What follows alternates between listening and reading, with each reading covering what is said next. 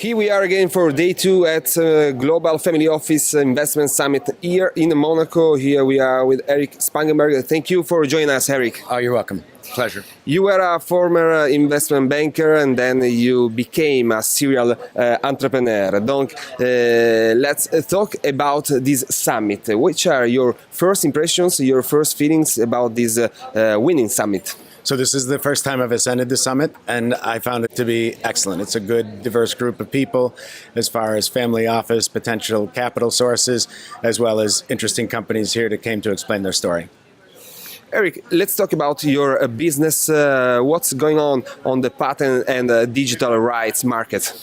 So IPwe is focused on using artificial intelligence and blockchain to improve efficiency in the patent system with the overall goal of creating the patent asset class. We're on our mission, and part of it is here, and our main mission here is to attract capital to the patent asset class. Erich, at the start of 2017, people, maybe nobody knew Bitcoin, cryptocurrencies, blockchain, ICOs, and so on. Then everything changed at the end of 2017. Everybody knows Bitcoin and cryptocurrencies. But what is it, blockchain? So for us, blockchain's a technology, it's not a business. And I think that was some of the initial confusion during the ICO craze in 2015, 16, and 17. And so what we do is we look at blockchain as a fundamental important technology that'll have significant business implications. But you still have to have a business wrapped around that blockchain application. And often that's what we're missing, and that's why people accuse it of being a craze. I don't think it's a craze in the sense that the technology is extremely important. I do think it's a craze in that I think some money chased after some deals they probably will wish they did not chase after. Erich, some people say we are running the risk of a crypto bubble. What do you think about it? There are always bubbles when there are new technology. There's nothing new about bubbles unless you don't read history. So I think that there is a bubble as far as expectations. I don't think there's a bubble as far as the importance of the fundamental technology.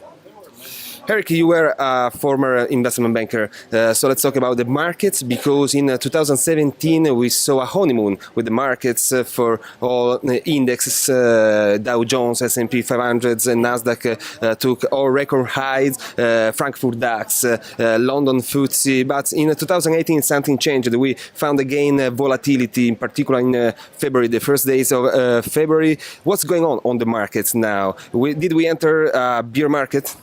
I think I saw this morning that we're in correction territory. Whether or not we're in a bear market or come to a bear market, I don't know.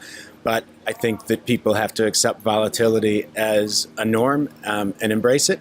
But fundamentally, for most investors, do what you do, stay invested, and you'll be fine. Think of the people who missed out by selling everything out and after buying in 2005, selling out in 2008, and not coming back in until 2014. So I think if you have the vision of at least 5 or 6 years of the benefit of investing for at least 5 or 6 years, stay in the market.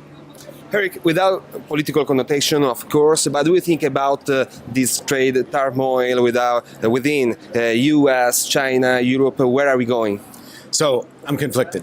So I see the issue. I grew up in a working class family, and I don't think that any of the prior U.S. administrations have served the working people particularly well.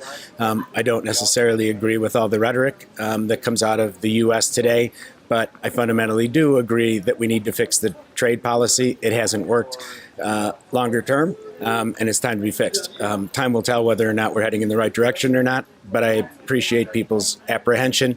I think we'll be fine. At the end of the day, I don't see anybody willing to send their sons or daughters to war over these issues, but there'll be a lot of rhetoric, understand what it is, and over time, I think we'll be fine. Erich, at least let's have a look to the future. Let's have a look to the AI developments. What's your outlook? And in particular, do you think AI, artificial intelligence, is going to destroy more jobs than he creates? I'm not in the Elon Musk school of the world is coming to an end as a result of AI. I fundamentally believe that the importance of AI is that it significantly reduces work that you otherwise wouldn't have anyway. Look, artificial intelligence has existed since the inception of a computer. All artificial intelligence is something that a machine does that a human formerly could do.